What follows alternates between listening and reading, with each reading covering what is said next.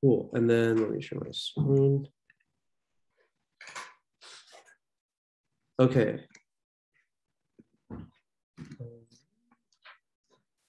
I have there we go. Cool. So let's start with some icebreakers again this week. But it's going to be sort of topic specific, I guess. So what is your favorite historical period and or region, and why?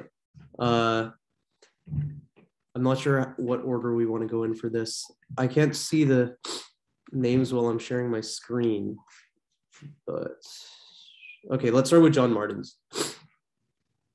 Oh, wow. I don't really have a favorite, but I definitely really like really ancient, I guess Egyptian history is just super interesting, like all the practices and how they use different, I guess, materials to represent things and colors, especially when they were during all their practices and stuff. I thought that was really interesting. So yeah, that's super cool. Yeah, the Egyptians are definitely interesting. Kind of sad that we don't have as much cultural continuity with them though. Antu and Chris, either or both? For me, I thought that the Mongols were really interesting. This is just thinking back to AP World, and I thought it was super fascinating that despite just the sheer amount of land they acquired and the people that they ruled over for that short period of time, there was never an imposition of religion or anything. They kind of allowed the local cultures to remain intact. And I just think that's interesting. Genghis Khan is a fascinating subject in history to study. I think isn't he called Genghis Khan now? His real, yeah, right. But yeah, that's definitely one of my favorites. Oh yeah, and for me, I really haven't thought about this before, but I guess I can say I don't know, 100,000 years ago when the humans in Africa were beginning to stand up, I guess, when the Homo habili were standing up, and that really allowed us to, not have to walk with our hands or something. I don't know. Yeah. Those are both interesting. Yeah, I love the Mongols and steppe cultures in general. Yeah, and also in terms of ancient, deep ancient history like that, we're going to be talking about some things like that and whether they are even considered part of history, right? Or prehistory. It's an interesting distinction to draw. Marilyn? Sure. A bit basic, but I like ancient Greece. I guess for a little more spice, I like Minoan Greece specifically because it's just impressive how they could build such an intricate palace and have their myths living on beyond their mysterious collapse. So I just like that. Yeah, that's super cool. Milo? I like Japanese history a lot. It's pretty well documented, and it's usually very interesting across most of it. It's very different than a lot of other history that you see just from anywhere else in the world. It's and then their interaction with Europe is really interesting. And I think the whole Sengoku Jidai period is all the warlords and stuff is really pretty badass too. But it's pretty sick. Yeah, I like that a lot. Yeah, Japan is super cool. Shahzadi? I kind of around the Crusades time. I honestly don't know what time that is, but the Victorian era, I guess, because it's really funny. Just a bunch of, I don't know, people going to war over very unnecessary things, and I think it's funny looking back at that and seeing that we were at once in that place. Yeah, the medieval era in Europe is definitely there's a lot of source material for humor there. I guess that's what all the what do they call it? What is that British comedy? Monty Python. Yeah, Monty Python, right? There's a lot of source material there. Shakti? Yeah, I'd say the dynasty, the empires in South India. I'm not sure I've learned a lot about it growing up, so I would like to learn more about that and the three main dynasties in the south before the British and before the Mughals as well. Yeah. Yeah, like the I Tamils. changed my answer to that. Huh? Okay, yeah, no, definitely. Cool. And then two more. Tanuj first. Yeah. I don't know all that much about it, but Mesopotamia is really cool just because of how long ago it was. I think like when I think about, the 1600s, it seems ancient enough in that they're so different from us. Even like several thousands years before that is just really hard for me to put into perspective. I think it's super cool. The Babylonian math and stuff. Yeah. Yashica? I guess I'm kind of split between two answers. The first is the Indus Valley civilization, just because we know like practically nothing about it. And so I just think that's, I don't know, kind of a cool little blip in history. And then I think the Mayans were super cool, like technologically. Cool. Yeah. The Mayans, I think, technically are a Stone Age civilization in the sense that they never actually determined metallurgy, but like, yeah, they definitely had a lot of cultural advancements in other ways, especially considering that they were like the only civilizations on like their entire hemisphere, right? So yeah, super cool. Okay. Now let's jump into a question like, why do we study history, right? So like when you're thinking about like what your favorite period of history is, there's probably a ton of reasons that like come into mind, like how cool they are, like what your personal relation is to it and everything. But like, why do we study history in general? I think there's a few kind of major attributes of the study of history, right? So one like broad underlying theme is that like narratives provide like meaning and context. We talked a lot about this last week, right? That like constructing a personal narrative is like a major component of constructing like a personal identity, right? To like understand who you are is in a sense to like construct a narrative around like who you are, how you've grown up, like what contributed to the way you are right now. And in a similar sense, history helps us understand like today's broad state of affairs, right? So like looking at how various events over the course of hundreds or thousands of years contributed to the way things are today. That's like another really important reason to study history, so that we understand why the world is the way it is. It also explains how ideas emerge and like interact with each other, right? This is sort of like more on a national scale, but we can also study historical changes of like specific ideas or ideologies and how they contributed to one another. And that's super cool in a religious sense, right? Like Christians, for example, have this idea that like Christianity was, this is generally true of religion in general. We have an idea that like religions are like the way they are, and that's the way they've always been, but like they're constantly changing processes, and they've been like influenced by all kinds of different ideas and whatnot. Like one interesting note I like to like thing I've learned about Christianity is that like a lot of Christian ideology was influenced by like Persian Zoroastrianism. Like for example, the three magi who came from the East, like that whole myth is sort of intended to like draw upon like the credibility of like Zoroastrianism, which was growing in popularity during that time. So yeah, on that ideological scale of history, right? That's another interesting use case. And then also it extends our sense of identity beyond these like 80 years, right? So what I mean by that is that like if we come to identify and understand like history of these like broader identities, these like national level identities, these like huge ideologies that we consider ourselves a part of, then like if we come to identify with them, then maybe ourselves, right? Like our sense of identity lives for longer than these like 80 to 100 years that we spend on this earth, right? Perhaps even to like immortality or something close to that, right? If we come to identify with an idea that has existed for thousands of years, that has existed that has existed for longer than a single lifetime, then maybe we in a sense become part of that, right? So maybe that's sort of like more of a metaphysical speculation, but I think it's like another kind of interesting reason to look into history. So first what we're going to do is we're going to look at some sources of historical evidence in India. I totally missed a slide. Yeah. Okay. Yeah. I wanted to ask now. Yeah. So why do you guys think we should study history? So I talked about a few reasons that I think it's important to study history. Do do you guys have any addendums to those, or like specific things that you think are important when it comes to studying history?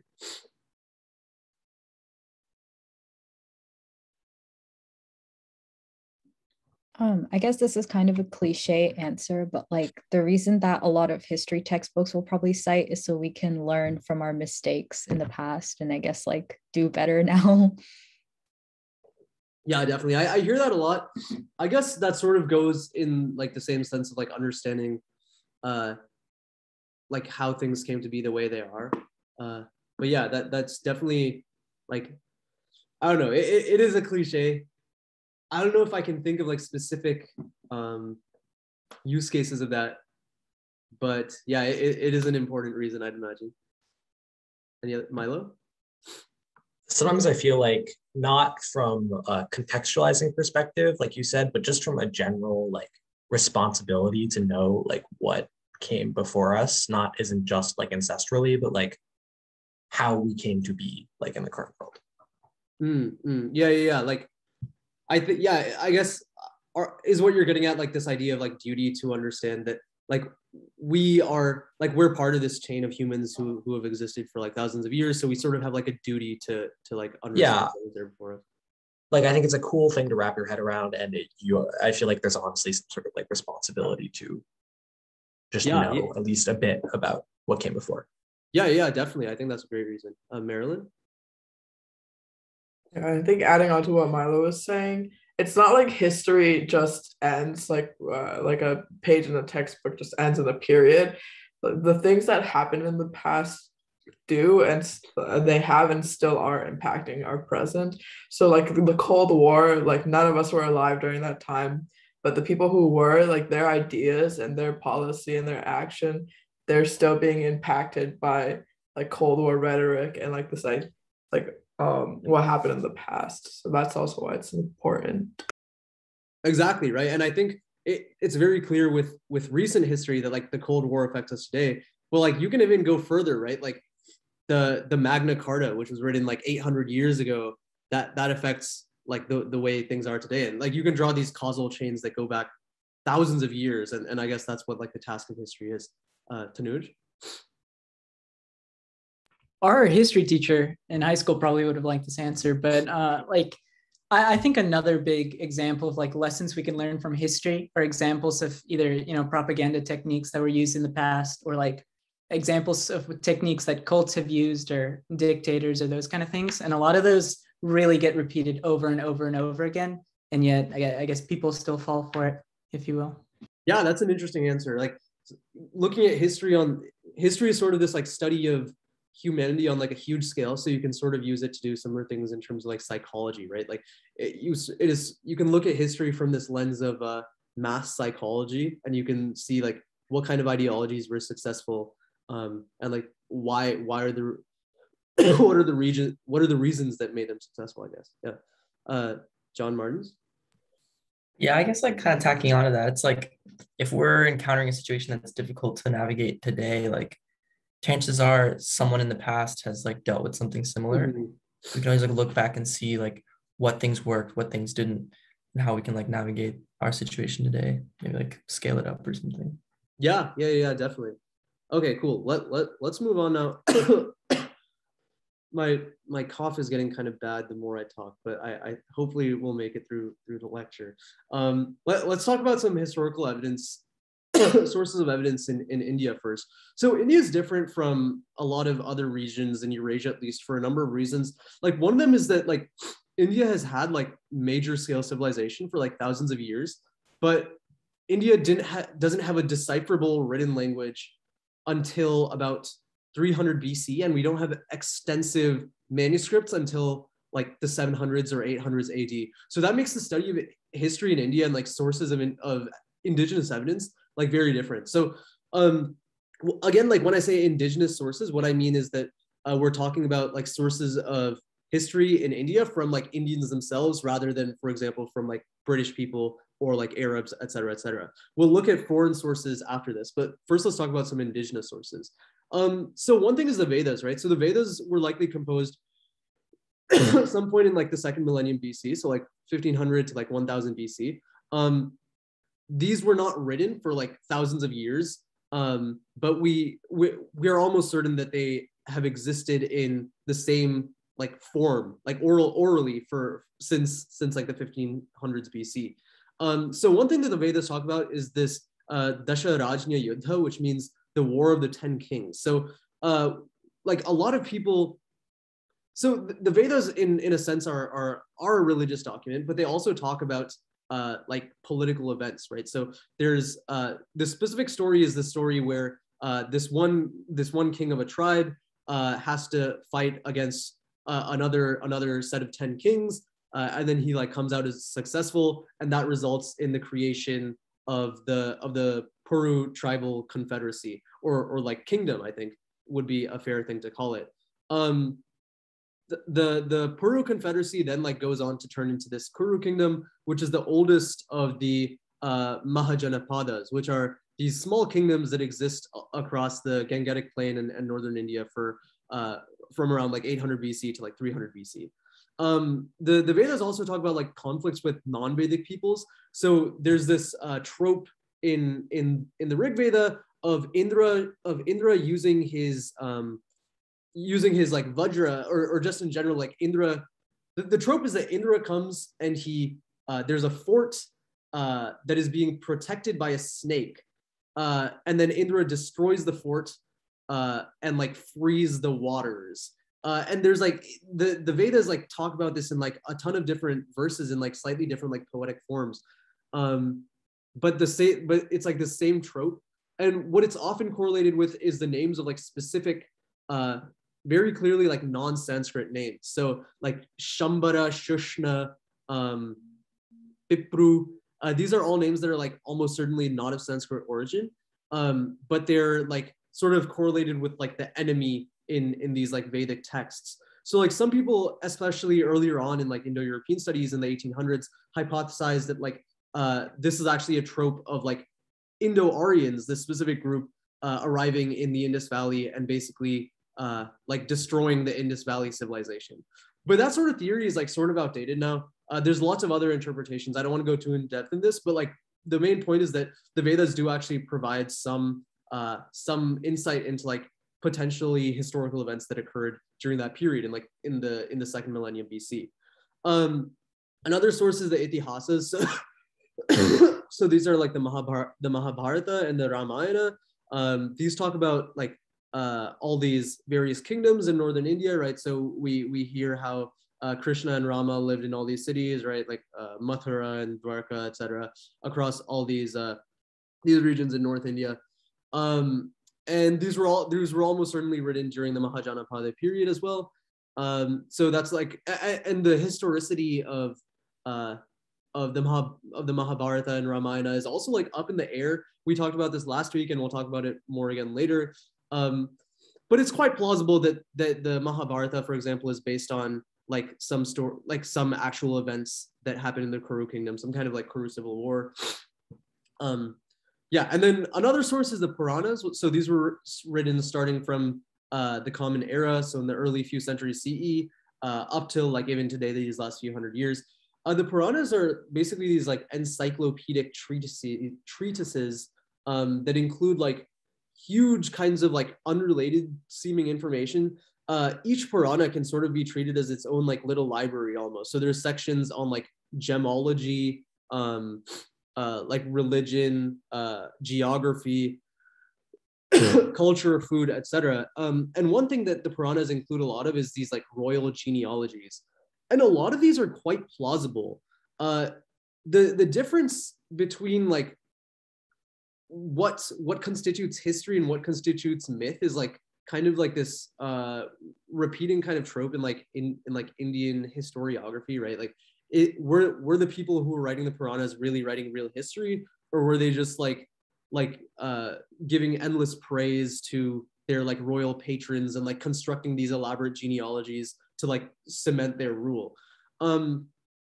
I don't know. I personally am not an expert on the Puranas, but like from what I've seen, it seems that these like genealogies in a lot of places are surprisingly credible. So these serve as like fairly decent accounts of at least the genealogical and like time length intervals of various kingdoms across like the early century CE in India and like the medieval era. Then the one example of what like Western historians consider like real history in India is this book called Rajata Rangini by Kalhana. This is basically a history of like the Kashmiri kingdom, so like up here. And the reason why Western historians consider this to be much more trustworthy as a historical source is because like there's minimal like obsessive praise of the kings. There isn't as much kind of like myth building around these kings and their royal genealogies, etc. But I don't know. I think it's kind of blurry, right? So, for example, if you look at who is generally considered like the Western, like the father of Western history, right? Like what's his name, Herodotus, right? His like earliest history of like what's it called, the history of the Peloponnesian War. It actually includes tons of mythical elements, right? It includes these references to like sea serpents and like praise of various Greek gods like Zeus and Dionysus, etc. So I think it's sort of like the Piranhas and these other sources are sort of unfairly discarded by Western historians as sources of evidence in India. Another major source is astrological dating. I'm not an expert on this. I think the big problem with astrological dating is that there's a lot of ambiguity, right? So the way this works is that you look at the stars on a specific day, right? You look at the stars and then you look at like where the moon is and like the orientation of like specific star patterns and like where the sun is rising, etc. And based on that, you can calculate like the star chart for like a specific time, a specific date. Where the problem is like it's very variable based on the specific chart that you're using. There isn't like a standardized kind of definition, and oftentimes they're done in like very poetic ways. Like the star charts are written in very poetic ways that make it seem like almost like the star chart that is being constructed in these like historical epics is more so for literary purposes than for like actual like historical dating purposes. So that's like one reason why I think astrological dating isn't as trustworthy. Yeah, Antu, sure. Yeah, so I had a question about like the astrological dating. So are they using like so we take how the stars look now and then like because like thousands of years ago like the stars shift slightly, like we like roll it back, or is it like something else? Oh no. It's basically like if based on if you look at like where the moon rises on any given day and like where the sun arises on like the following day, etc. You can like look at where each of those, where the moon and the sun is, etc. And you can like calculate, you can like encode that as like a star chart that basically tells you where the like where like what time that is. So there is this idea of like precession though, right? That like the Earth precesses on its orbit, and Indian astrology actually accounts for this. So in the sense that it accounts for the fact that like over time the Earth slightly precesses, which means that the stars will be in slightly different places that they are now as they were like a few thousand years ago, as Chris said. But that's not the way that astrological dating is usually done. Yeah, and the other big problem here is like the time ambiguity. So if you have like a singular star chart, that star chart can appear like every like 500 to like 1,000 years. So it depends a lot on like the specific star chart. I think I'm not an expert again, but like you can have a star chart that shows up in like 1000 AD, 500 AD, and like 200 AD. Like it could repeat itself. So yeah, cool. And then one last thing that is very commonly cited by traditional kind of like people who are very big into like Indian history is this idea of like yugas and like cyclical time. This traditional Hindu idea that like history sort of repeats itself, or like time repeats itself, right? That like there are these huge cycles of time for like thousands of years. I actually have some images of this. this is like in no way an endorsement of like this viewpoint. I just wanted to like show what like what these sort of look like. Right. So another big problem with yugas is that like the definition of these time scales is like very different across like across different what do they call it? Across different like literary sources. So in one source you might have the definition of like Satya Yuga as like 50,000 years, and then in another it might be for just like 10,000 years or whatever this is, 4,000 years, I think. Yeah. So these are very variable, and you can even see like the structure of this, like here it goes Satya Yuga, et cetera, Kali Yuga, and then it goes back directly to Satya Yuga. And then in this, it's like Satya, Kali, and then it goes back up, right? So like, this is another problem that like a lot of these traditional kind of conceptions of like religious time in India are very differing from one another, and there isn't really a clear specific instantiation of them, which makes it like pretty dubious as a source of this isn't a source of historical evidence, but it's like a conception of time, I guess. Someone in the discussion asked about cyclical time and like how language affects like perception of time. That's an interesting question. I think this also goes back to the same idea of like the metaphysics of history, right? And like narrative. If like the idea of cyclical time reinforces some kind of like important idea about like the nature of the world, right? Maybe like what's wrong with that, right? Like maybe if cyclical time teaches us something about like the way the life is, right? Like everything comes back, like everything just sort of repeats itself. Maybe that's sort of useful as like a way of looking at the world. Yeah, it all depends on like your ultimate kind of purpose and like what you're optimizing for, right? Cool. Next slide. There we go. Any questions on those like sort of indigenous sources before we jump to foreign sources? Cool. I'll try to pick up the pace now a bit as well. So now we have foreign sources, which are definitely like at least in Western study of Indian history are much more sort of like endorsed, I guess. So like Western historians, when they come and look at Indian history, all that other stuff that we just talked about is very much of the time just like thrown away, and they look at like foreign sources that talk about Indian history. So for example, in Mesopotamia, there's references to like Meluha, which is like a place somewhere off to the east, apparently. Mesopotamia is like over here, remember? So they talk about how they like import these like carnelian beads from Meluha, and all kinds of trading relations. There's a ton of these like Indus Valley seals that are like excavated in the same like Mesopotamian eras as like we find Mesopotamian tablets excavated alongside these Indus Valley tablets in Mesopotamia, suggesting there was extensive trade between them, and they like knew of each other. There's actually a Mesopotamian tablet that talks about an interpreter of the language of Meluha. So there were very strong ties between these two civilizations as early as like 2000 BC.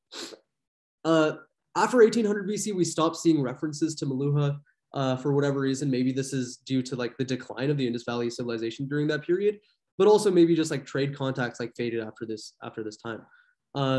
Because of like changes in the Middle East as well. So like after this point in the Middle East, you have the rise of the Hittites and like the Sumerians sort of disappear, et cetera, et cetera. So like fast forward like another like 1,000 years, then we come to like Greece, right? So in Greece, around like 500 BC and onwards, Greece starts, they sort of start like fetishizing India in a sense that like there's very much like a entire like genre of people who like went to India and like talked about like their travels, and also just like people who like it was sort of this like foreign kind of wonderland. So like Ctesias basically talked about how there were people who there was this race of like one-legged people whose like feet were so big that they could like cover themselves with like an umbrella, and all these kind of like crazy like travel stories.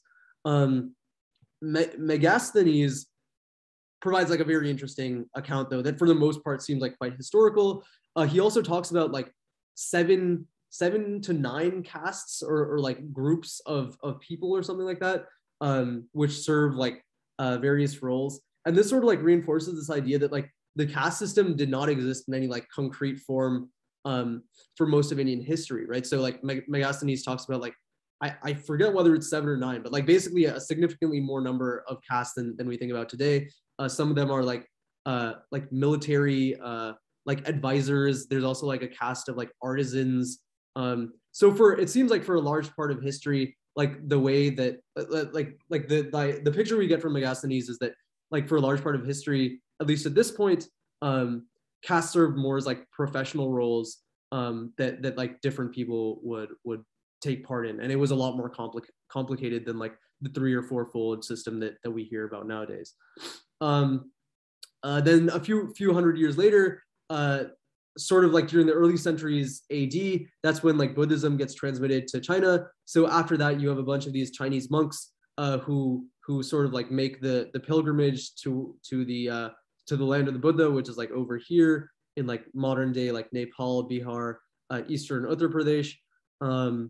So in 300 AD you have like Fa Xian, and then in 600 AD you have like Xuanzang.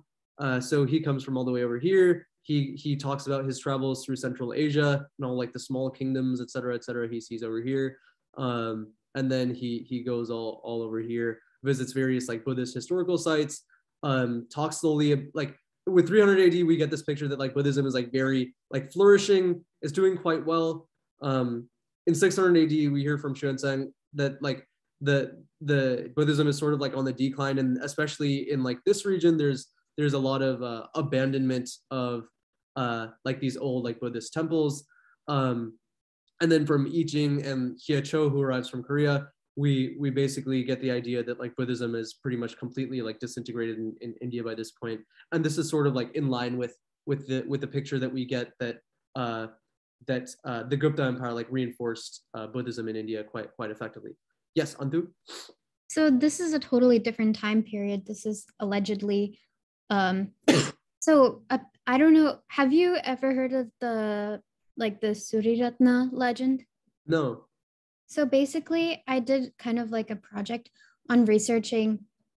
So there's this text that called the Samgukgyusa from Korea, which is said to be from like the 13th century, and it's kind of dubious as to whether or not it's really historical evidence or it's a legend. But basically, it talks of this princess from kingdom called Ayutthaya. Oh yeah, I've heard of this. Yeah. Yeah. So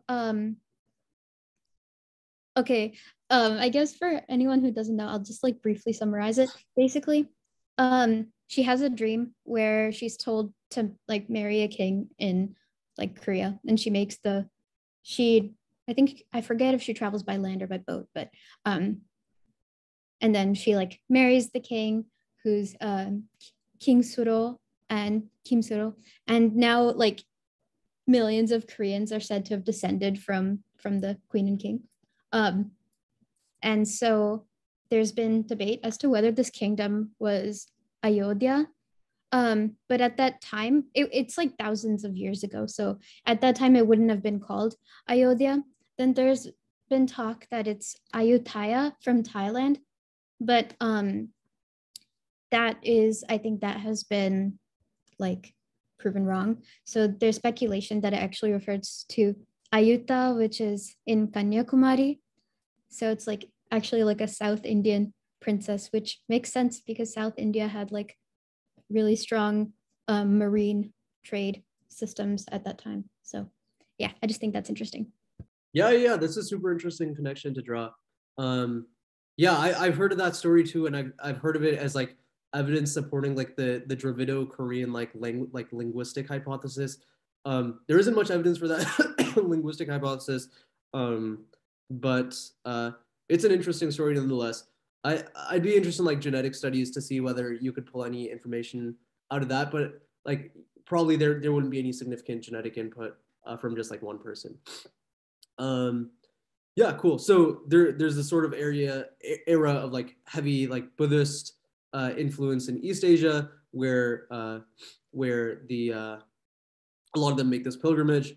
And then in Persia, after that, we have, this is sort of the era when the Middle Eastern kind of like Muslim kingdoms start arriving, and we have Al-Biruni writing about his study of India. Do you guys still have your hand up, by the way? Is that for the same thing, or Antu and Chris?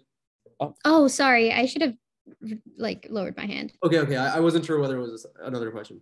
Cool. Yeah. So then Al-Biruni talks about a bunch of stuff in India, and then after that we have the Portuguese, right, and then the British after that. I don't want to go too in depth on this. You guys probably know about that as well. Cool. My slide changer is just so bad. Okay, cool. Archaeology, right? So this is another source of historical evidence. So previously we talked a lot about like written source of evidence, which are generally considered like the golden kind of standard for history, right? Like that is like the number one source that we're looking for, things that have been like told by humans to us in like some kind of literary form that we can analyze extensively to deduce some kind of historical narrative. But like the next kind of thing that we can look to after that is archaeology, right? So archaeology can tell us a lot. So like the first major source of archaeological evidence is like pottery. So like one big kind of like pottery thing that we see during like the middle centuries BC is the northern black polished ware culture. So basically what this means is that archaeologists have gone to a bunch of these like archaeological sites, which are basically ancient cities all over the Indian subcontinent. And they've found that you have the same kind of pottery styles showing up in like all these disparate regions, which suggests that there was general like cultural continuity or unity between these various regions.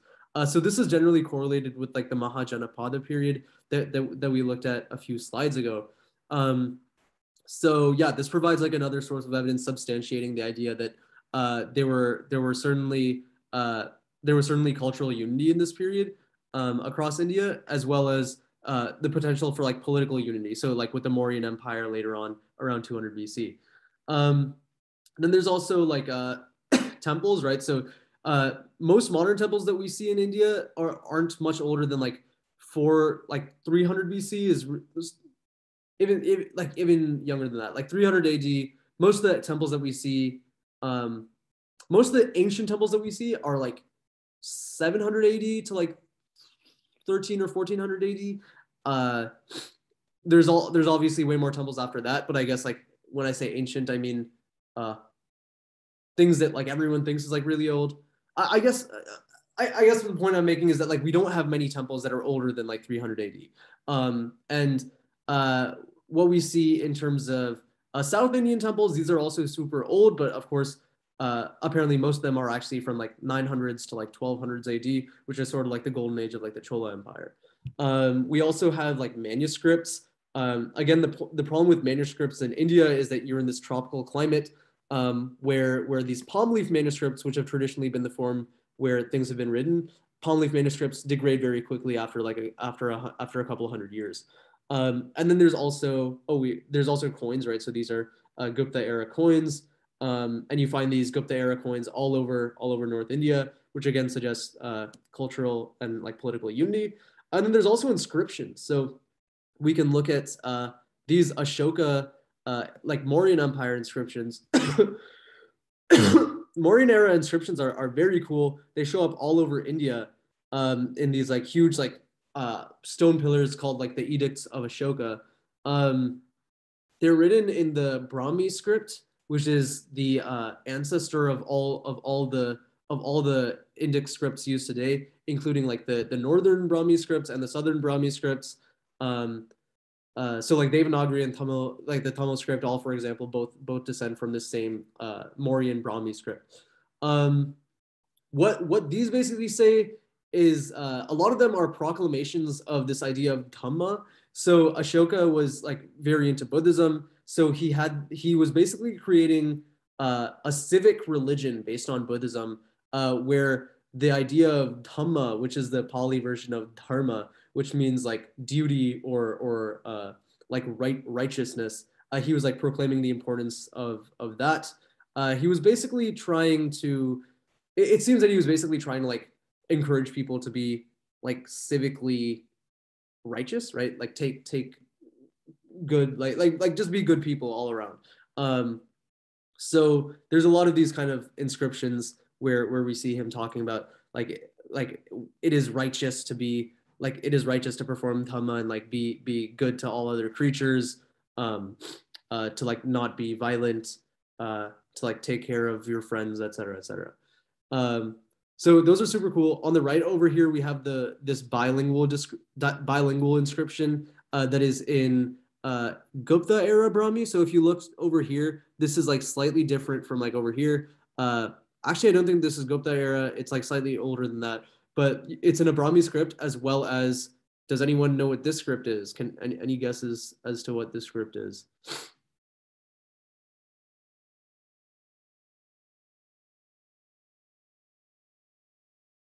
What could this script be? It is not an Indian script.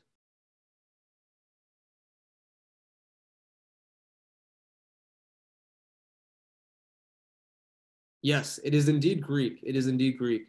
Yeah, so we have this bilingual script in Greek. So like, I can like you can like see like small phrases over here that like you can recognize, right? Like kai, which means like and in Greek, and then we have sakra, sakrate. I have no idea what that means, but yeah. Cool. All right, then another source. We're sort of going through like the levels of of historical evidence, right? So after archaeology, we can look to genetics. So genetics wise, India is like a very genetically like complex region. There's a lot of work being done in these last few years, especially since like 2016 and afterwards. This is a very like hot field called like archaeogenetics. So basically what we do is these scientists will go out into the field and like collect corpses or sources of like human genes, and then they'll sequence like the genomes from like these people from like thousands of years ago, and then they'll run these statistical measures on them to determine like what groups are like more closely related to what other groups. And you can actually do it in such a way that you can draw clear lineages. So for example, in this work from like 2019, they basically found that the Indus Valley civilization, they sampled like several individuals from the Indus Valley civilization around like 2000 BC. And what they found was that it formed this clines, which means that there's like a gradation of individuals where some of them were heavily closely related to these Iranian hunter-gatherers. And the other group was sort of had more mixture from these Andamanese hunter-gatherers. So the group that basically allows us to say that like the Indus Valley civilization was like a genetic combination of like two major groups. One of the groups arrived from like the Middle East around like earlier than 10,000 BC, probably close to like 14,000 BC, which is before the rise of agriculture. And then the other group was like native to India and had been present in India for like several tens of thousands of years. And these groups sort of had mixed, developed agriculture, and then like went on to be like the predominant population in the Indus Valley civilization. The other major group that contributes to the modern Indian genome are the Yamnaya steppe pastoralists, or like the steppe nomads, or like the Proto-Indo-Europeans. So around like 3300 BC, you have this group called the Proto-Indo-Europeans, who were like hypothesized to be like these like horse chariots people who lived on the steppe in like this entire region over here. Basically, they expanded and they spread like the Indo-European languages. So that includes like all the languages of like North India, as well as Iran, as well as like most of Europe. And they also contributed genetically to many of these populations. So if you look at the genetic makeup of like modern North Indians, you see that they have, if you look at the modern genetic makeup of all Indians, you see that they have like this small percentage, usually somewhere from like 5 to like 25% that is correlated with this like Yamnaya steppe group. In Europeans, you also see like a small percentage that is also connected with this steppe group. But like by and large, in almost every South Asian ethnic group, the predominant contributing factor are these like Indus Valley people. So those are sort of the three major kind of genetic contributions to the Indian population. So the ancient ancestral South Indians, or I like some literature refers to them as like ancestral South Eurasians. Those are like closely related to what have now become the Andamanese hunter-gatherers. Iran N refers to like the Iran Neolithic people, and then the steppe hunter-gatherers or like the steppe pastoralists were like these Indo-Europeans. And then we can also look at haplogroup studies. So all of these are basically studies of the like makeup of like most of your genome, right? So like you literally look at like every single genetic base pair, and you can like you come up with these admixture results based on that. But we can also look at haplogroups, which are like specific like genetic mutations, either on the Y chromosome or on like the mitochondrial DNA. And what those will tell us is about like patrilines and matrilines. So you can actually draw these like patrilineal connections that go back like several like tens of thousands of years. So like I don't have a what is this called? Y chromosome haplogroup. So we can actually look at like a world map of like Y chromosome haplogroups, and it sort of tells us about like what what are the patrilines that are like associated with each other. So you can see in India, in certain regions we have this R1A haplogroup, which is generally associated with like the Indo-European migrations. In other regions, we have this like H haplogroup, which might be Indus Valley associated, as well as this L haplogroup, which might also be Indus Valley associated. You can see how in East Asia, we have this like O haplogroup, which is very predominant. J is like very predominant in the Middle East. And then we also have like the I haplogroups, which are like indigenous to Europe. So this is like a super interesting kind of approach to studying genetics, but it's a lot less transparent because you only see these like patrilineal connections rather than being able to see like what are the admixtures, right? Because there's like with these haplogroups, it's like very like cut and dry. Even if your like patriline is purely R1A, but then like everyone else is like everyone else in your ancestry is something else, you would still register as R1A. So I think there's some fallacies when it comes to like interpreting charts like these. Cool. Just a few more slides left. Any questions on like archaeogenetics or like genetic approaches to studying history?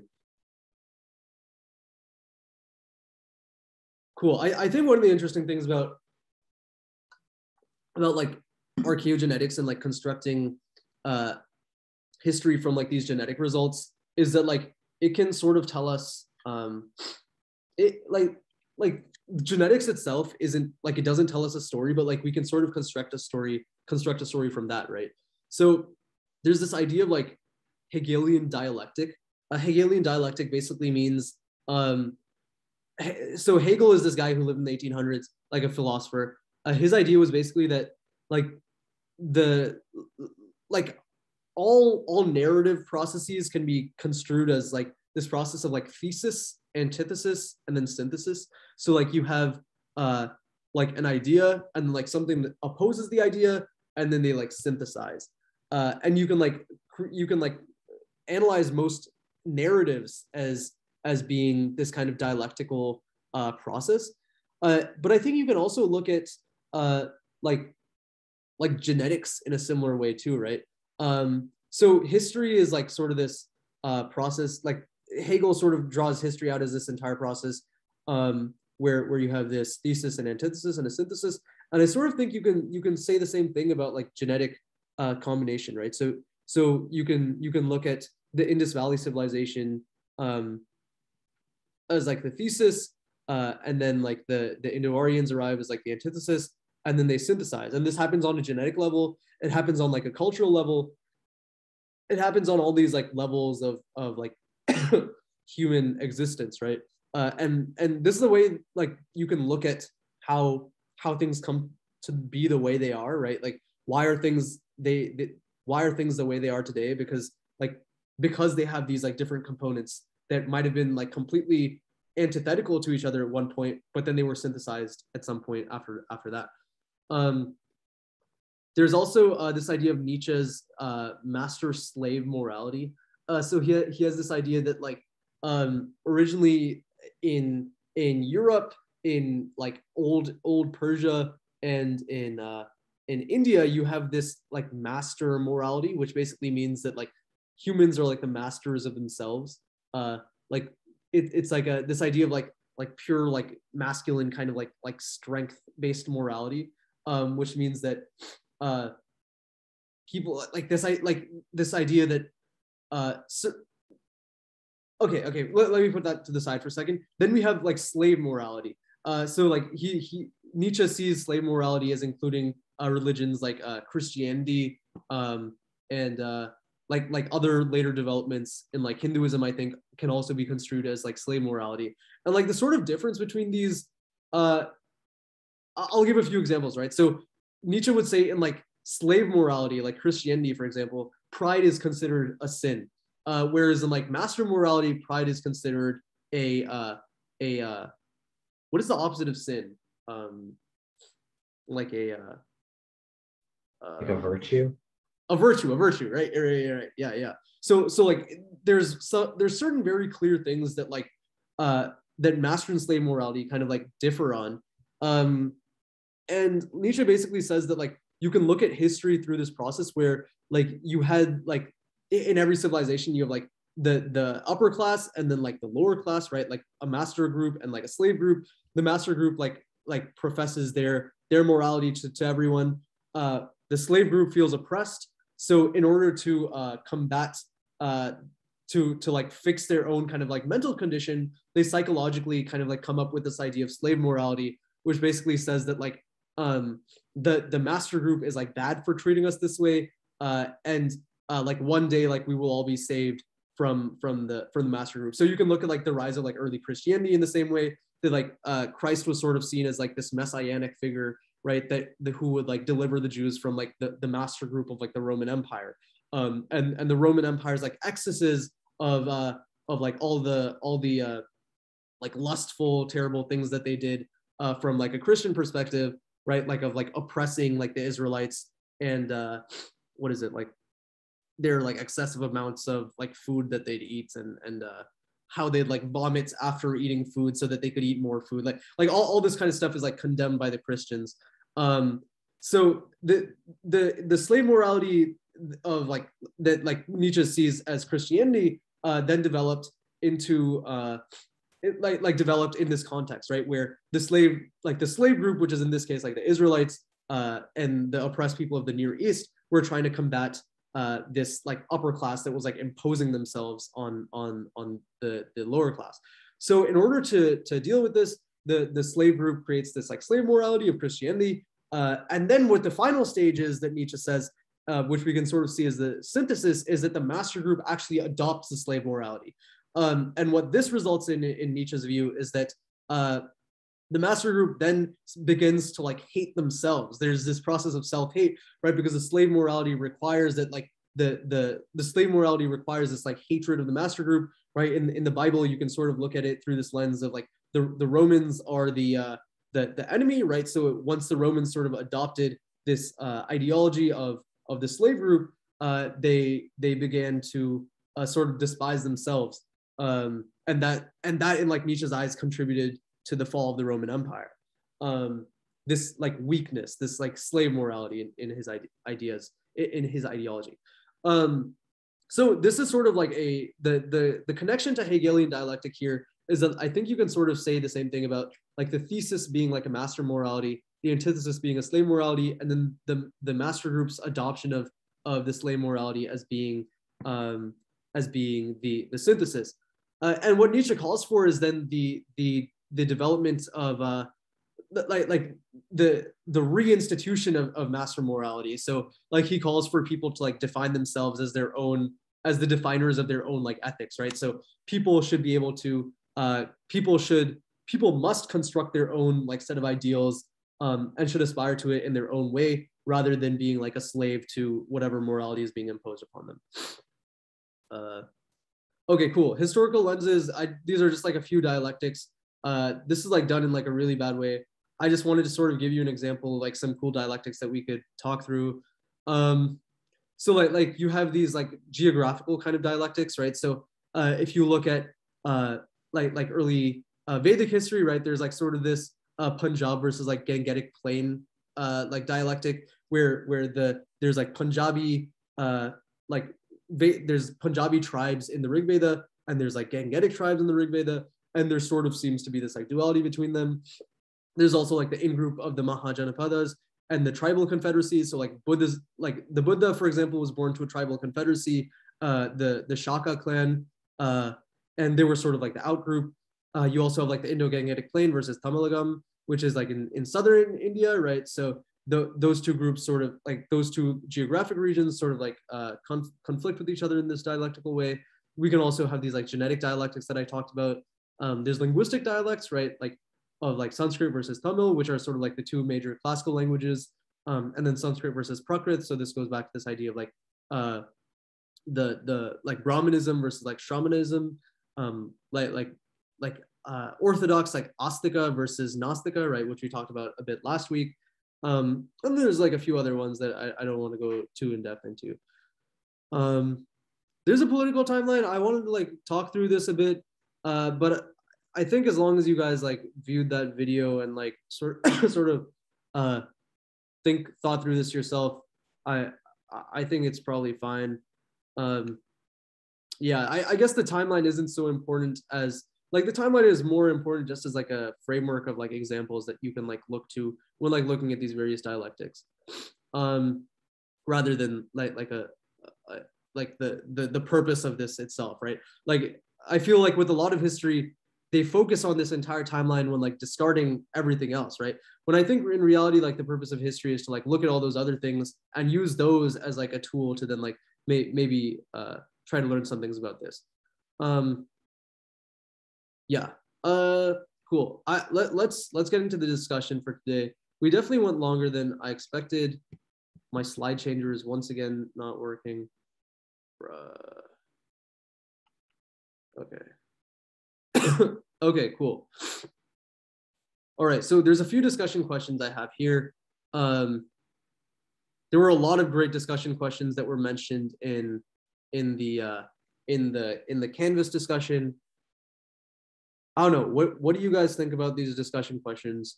Do you guys want to do something from like, I guess we can like start from one of these, and if the discussion goes dry, we can like throw in like a new one.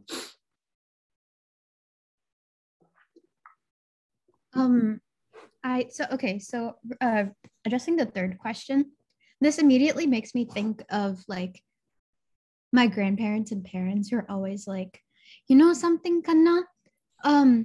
In India, we were conquered many times, but we never conquered anyone.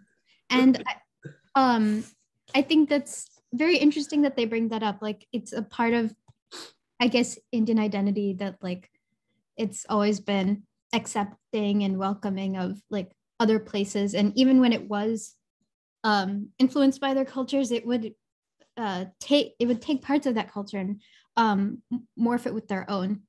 But there was never like a push to spread like Hinduism or any sort of Indian ideal like outside of India.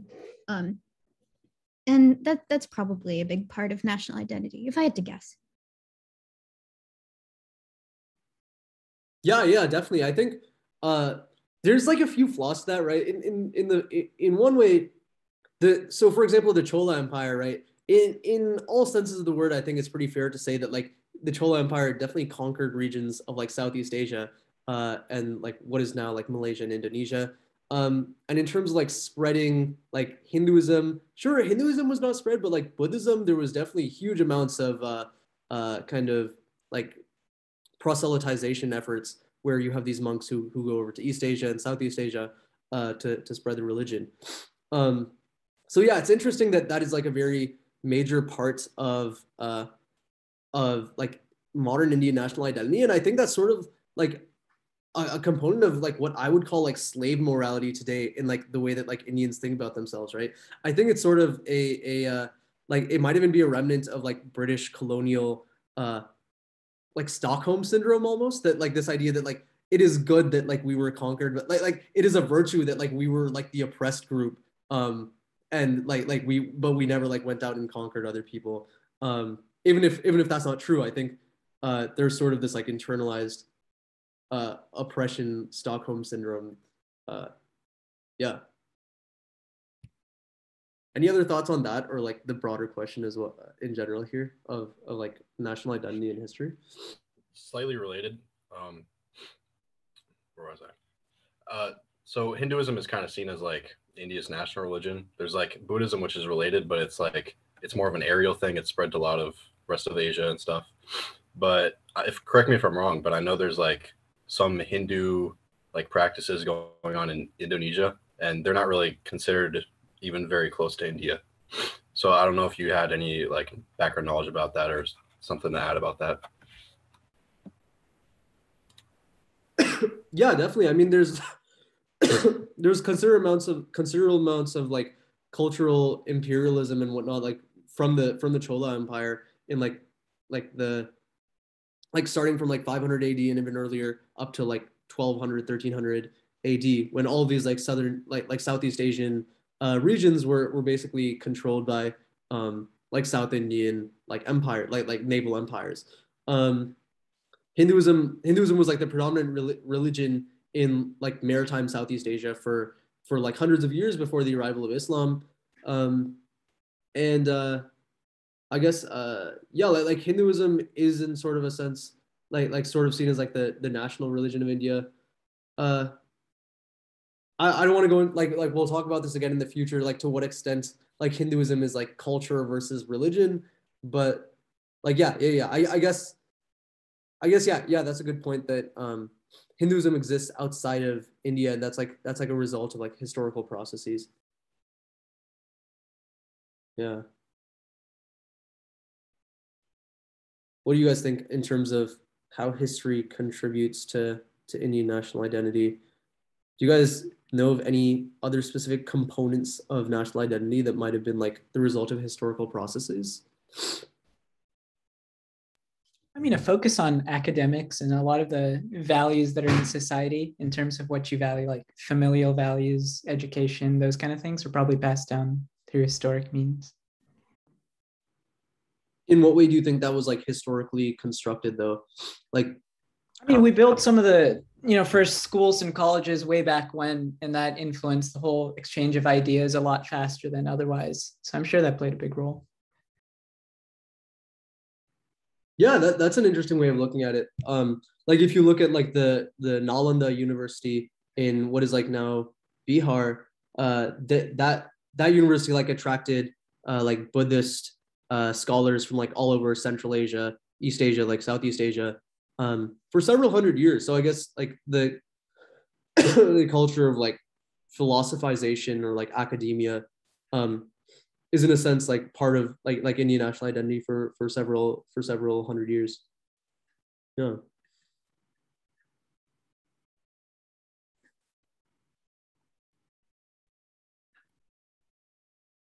Okay, let's try another question. Where do you guys think the line is between history and myth? Like what makes history history as opposed to just being like mythos? I think like any sufficiently decorated myth can become history if like the right people read it and talk about it. Any what kind of myth? Any like sufficiently decorated myth, if like read by the right people and spread by the right people, ends up becoming history just because that's how history works. So wait, so are you saying like if I have something that's like completely false and I just make it up, then like and I can like if you had done so thousands of years ago and told people about it or spread it, I mean I don't want to like say religious books or works of fiction or anything like that, but a lot of things I feel like oh sorry. Oh, go ahead. Okay. I feel like adding on to that, it's like history is what we believe to be true, and myth is like what our ancestors believe to be true.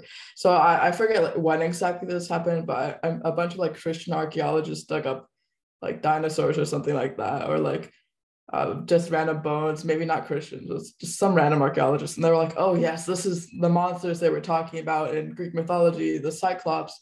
I think it was like a mammoth skull actually. So yeah, it's just like whatever people believe to be true and what time they did. I mean, I do think though, like like the way this discussion is going right now, sort of portraying history is like not as accurate as we should give it credit for. Like I think there is like a pretty significant distinction drawn today between like religious works and books, unless they are part of like, unless like somebody's like an adherent of that specific religion, and like history itself. Like I'm sure a lot of devout Christians too would hesitate to like even say like, oh, you know, like this is definitely accurate history, like completely. Like I think there is like a significant distinction between myth and history, and we can't like, I think it's difficult to say that like we can turn whatever myth we desire into history. Cool. Let's go to Yashica.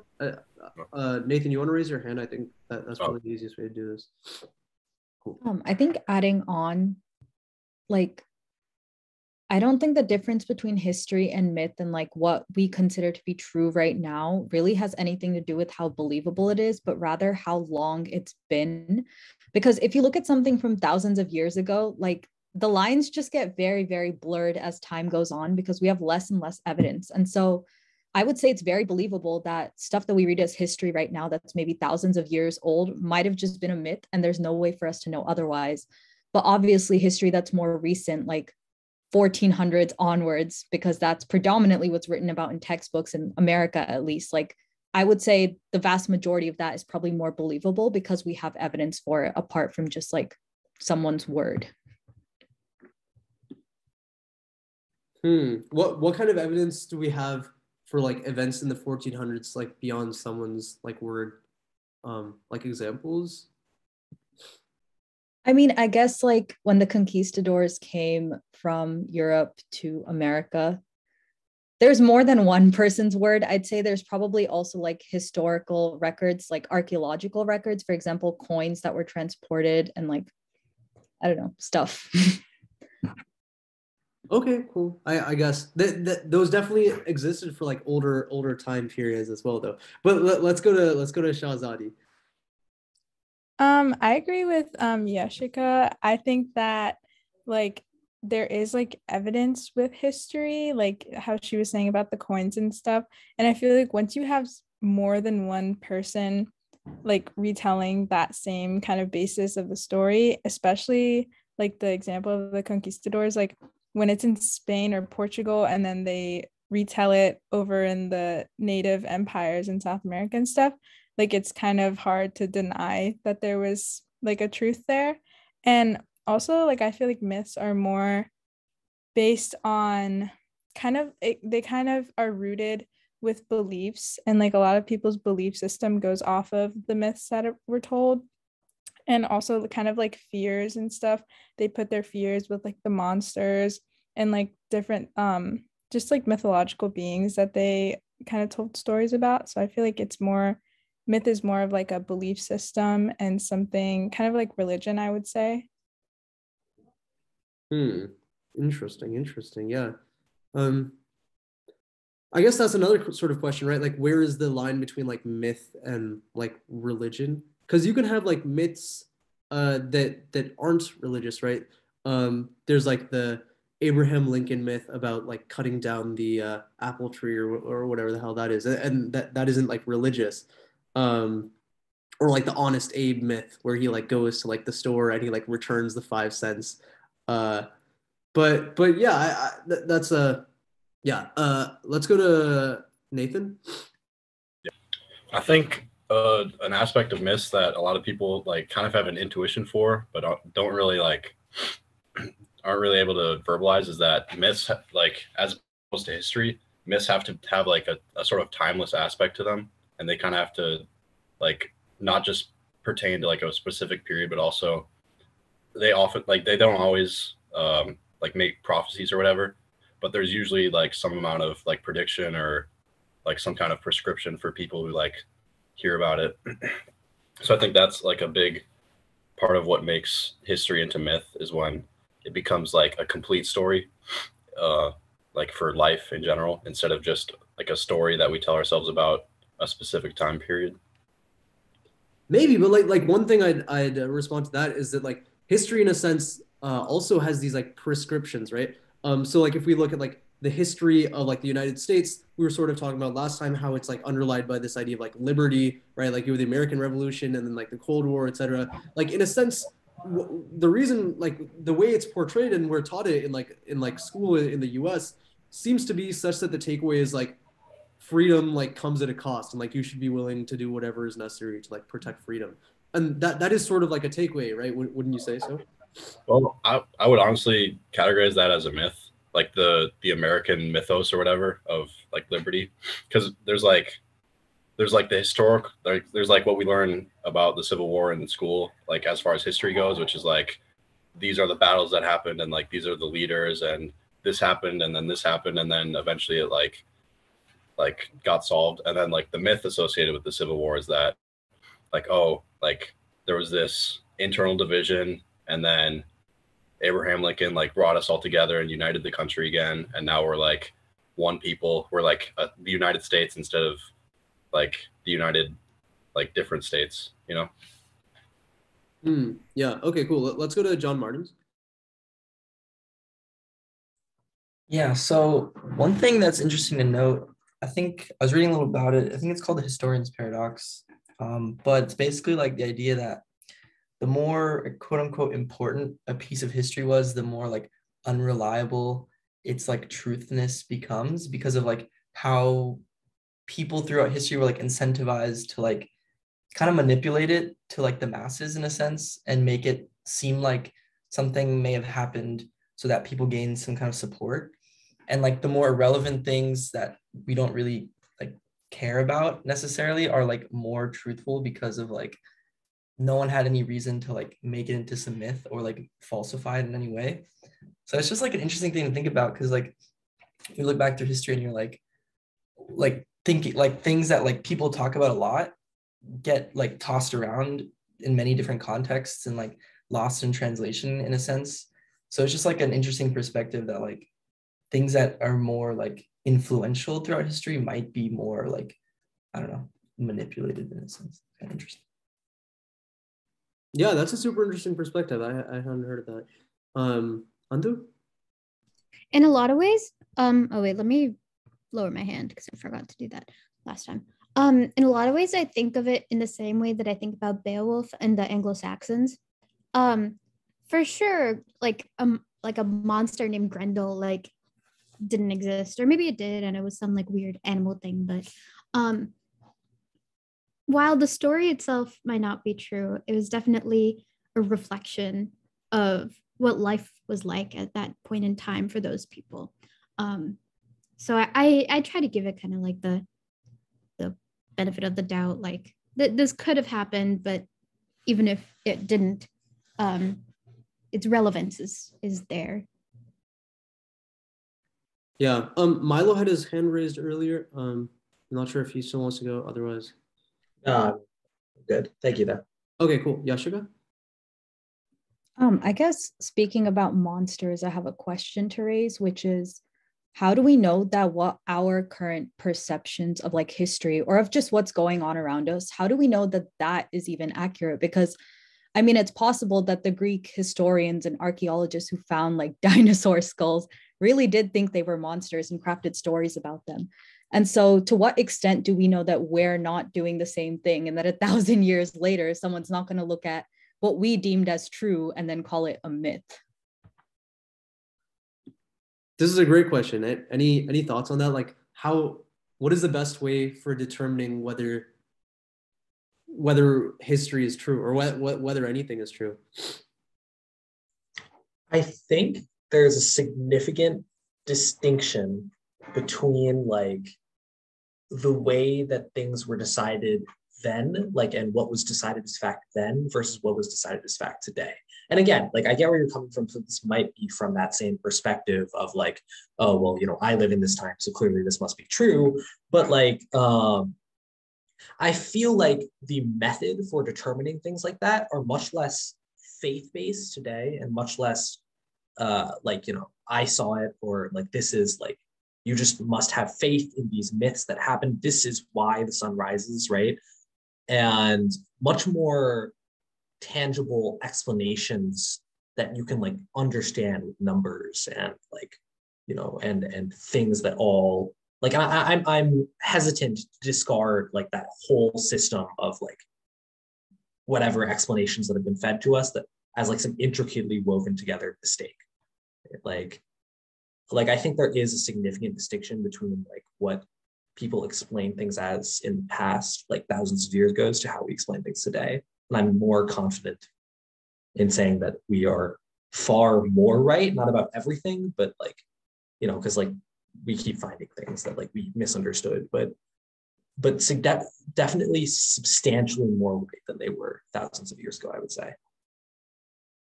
That goes back to this idea of like modernity, which I'll talk about later. But Nathan, I definitely feel like you're touching something there. Like when you're talking about, so like the scientific method that is like predominant, like form of deciding what is true and what is not, and like what is reliable and what is not. I think in the past though, I don't think like it wasn't like everyone just decided what to believe on based on faith. I feel like there were a lot more, like there's a wider variety of methods of determining truth. Like a lot of the ancient Greek philosophers, they practiced what they called science, like the earliest forms of philosophy, and they relied mostly on like intuition and like thought experiments as opposed to like just physical experiments and trying to conclude only off of that. And I feel like we definitely miss out on something when we don't use some of those other methods. Yeah, so that's a great point. I think we sort of do have this arrogance in modernity that like the formal like scientific methods that we use nowadays are like superior to the methods that were used historically, just based on like the kind of outputs that we seem to have received from them, right? Like science has like done amazing things in these past few hundred years, but for like most of time before that, like the scientific progress that was made isn't as substantial. But like one important thing to note is that like historically epistemology, right? So like the study of knowledge has existed in quite complex forms all over the world. So in India, for example, this is like what we'll focus on starting week like 5, I think, something like that. We'll talk about like approaches to epistemology in India. So like at a high level overview, the way that Indian philosophers approach this is that like there's 3 major sources of knowledge. You have like pratyaksha, which means like perception, anumana or inference, and then shabda or like verbal testimony. So based on like these 3 things are like the only source of like actual knowledge. And in order to construct a logical like statement, to like prove a statement, you had to like show like how it came to be from like one of these sources of knowledge.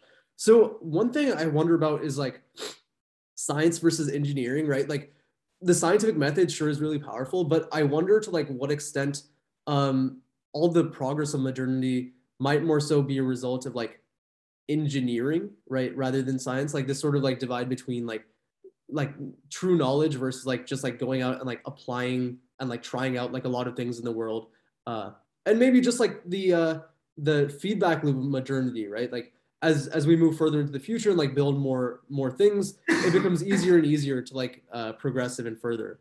So I wonder like to what extent we can attribute like the progress of modern times to science, or whether it's just like this feedback loop or like engineering or like statistical methods, right? Yeah. Any other closing thoughts on that specific question about like history and myth? I think we were talking about, as well as yeah, I think history and myth was the main thing we were talking about.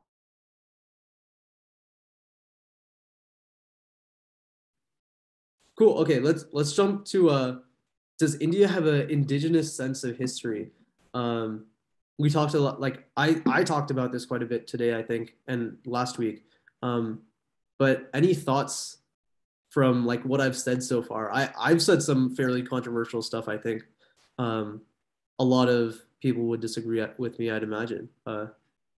So yeah, any thoughts on whether India has an indigenous sense of history?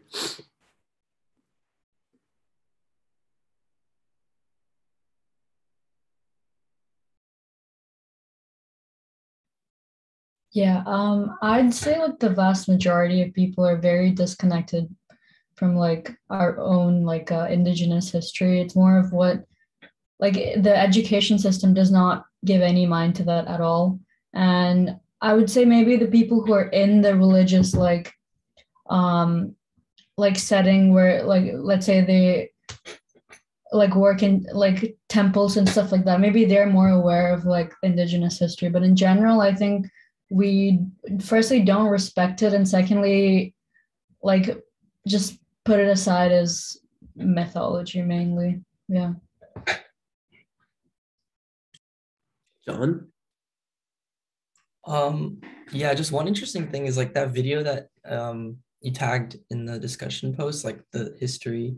It was like I saw like the southern tip of India, like I think it's like the Dravidian is what it categorized as, but like that was like the one part that like never really changed. It seemed like it stayed the same from like once it first started to like almost like modern times, like almost when like the British came through.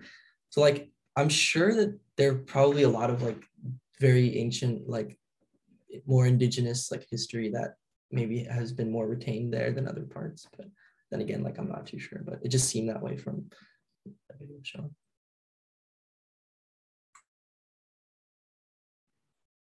Yeah, so that's like I think the point you're getting at there is that like there haven't been as many like foreign incursions into that region, so perhaps there's like more like cultural continuity.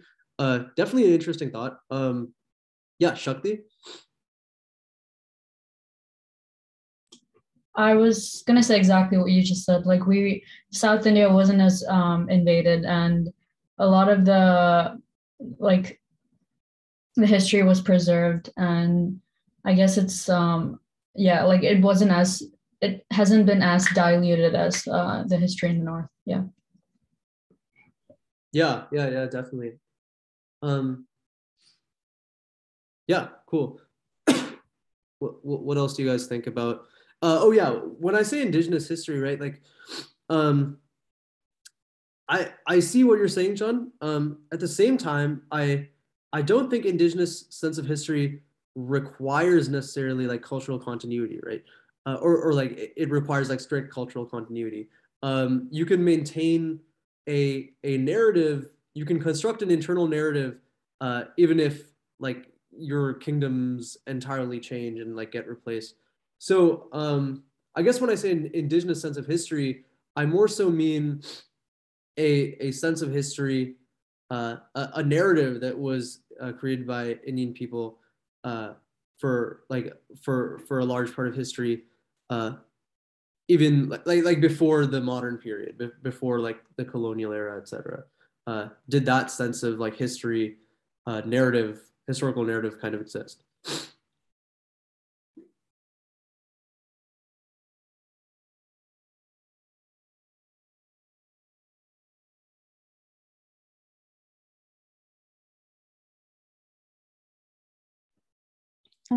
I want to say probably, because even though it's been like thousands and thousands of years since the event, like I think every Indian person or every South Asian person has definitely at least heard the story of like the Aryan Invasion, and I guess how like where we really come from, and that itself builds a sense of community.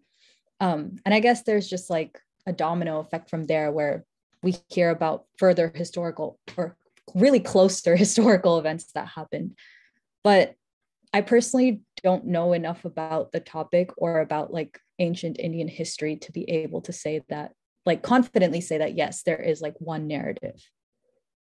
Yeah, I'd be interested in hearing like more about what you mean by like how that contributes to a sense of community. But let's go to Tanuj right now.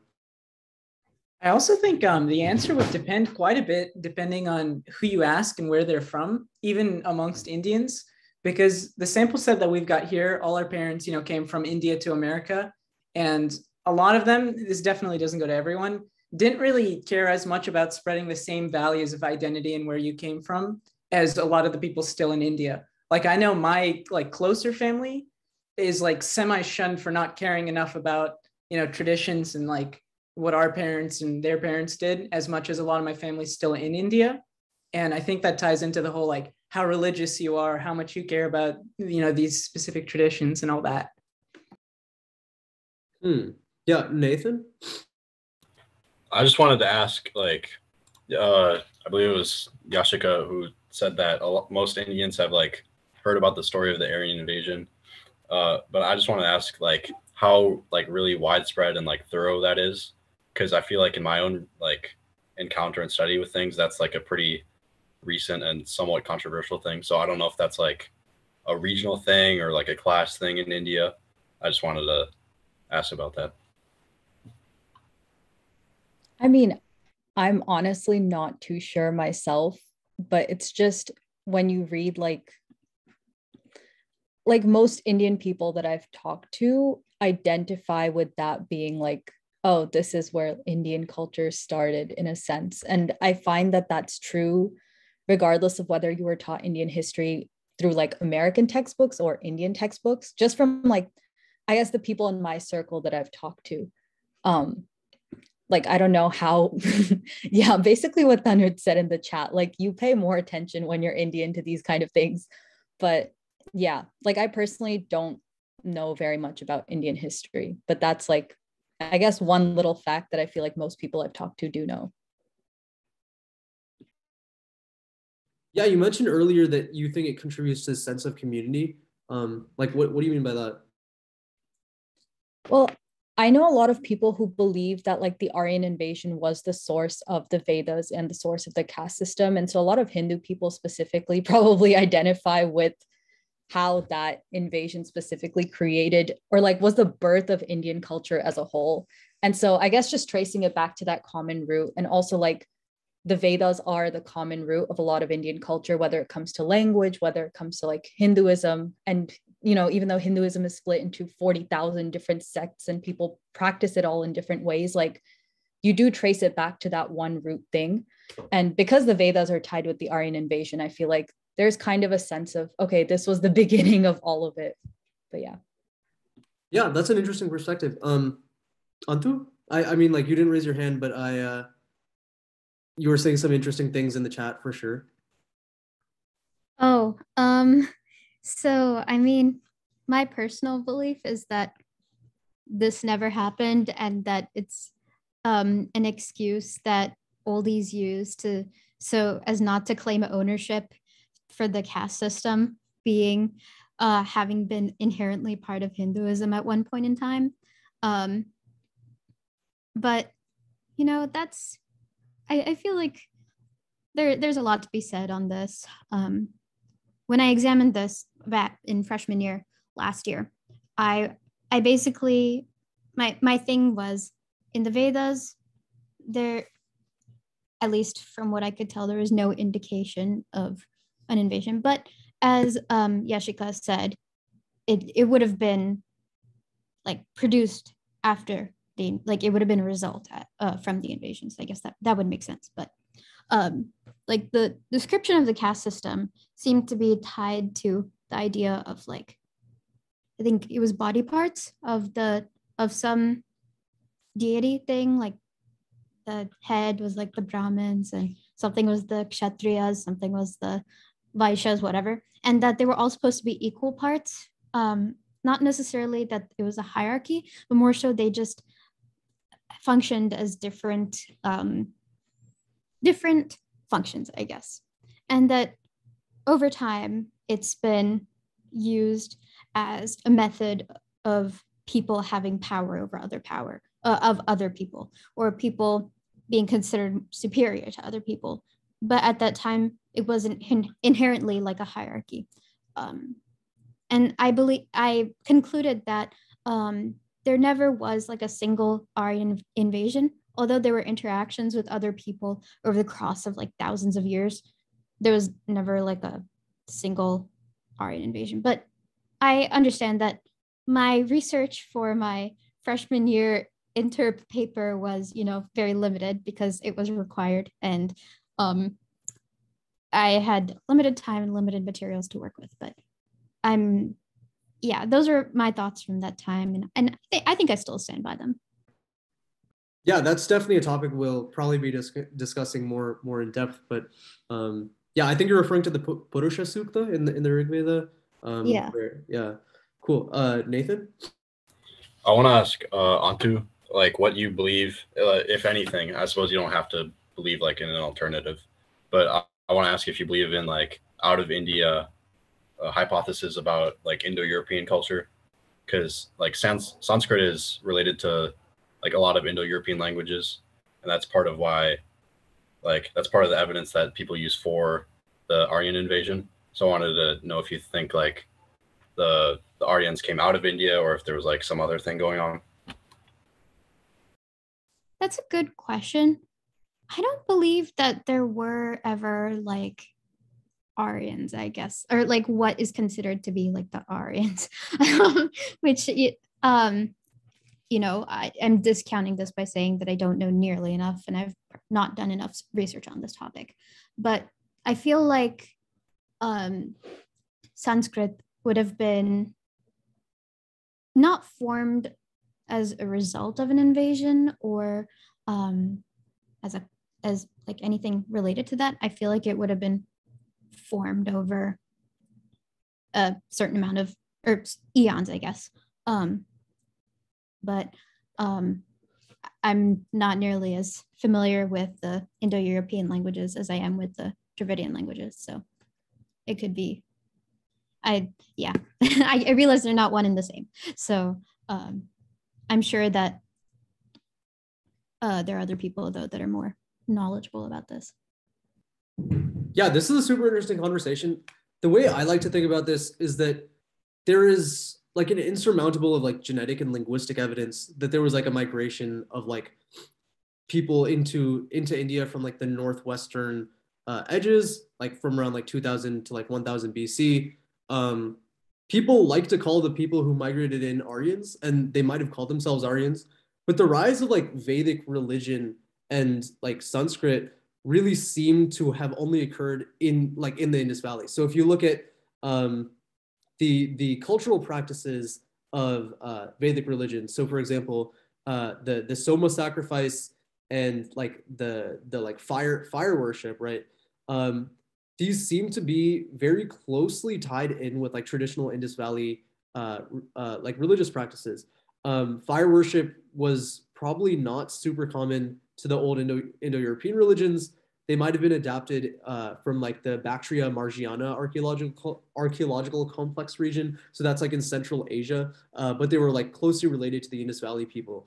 So my point more so is that like, while there was likely, there was almost certainly a genetic, like a migration of a genetic and linguistic group of like people who spoke an Indo-European language into India that brought with it the main like genetic ancestor of Sanskrit.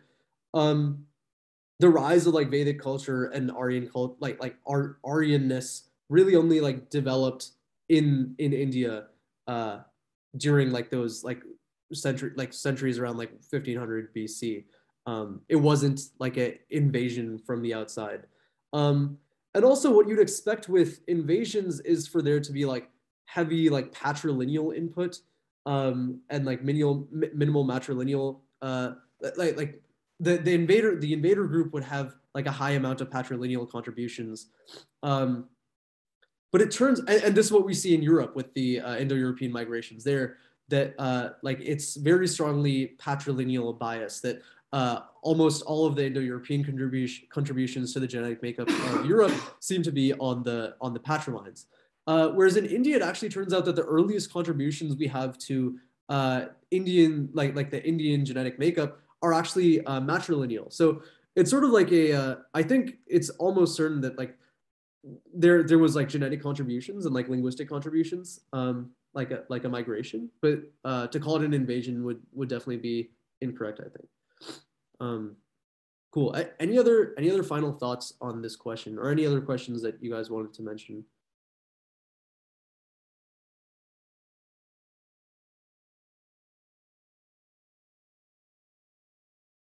Okay, if that's it, then let's close up for today. 10 minutes early or like 10 minutes late, like depending on how you count. I think like once we're in person, definitely not going to try to go past like 8:30. Yeah, we started a bit late today as well, but yeah, cool. Hopefully we'll be in person next week, guys. Really, really looking forward to seeing you guys all in person when I no longer have COVID. But yeah, I'll see you next week. I hope you feel better soon. Yeah, feel better, Yeah, man. take care. Thanks. Feel Feel better. better, Ron. Yeah. Feel better. Thank you. All right, peace. Bye.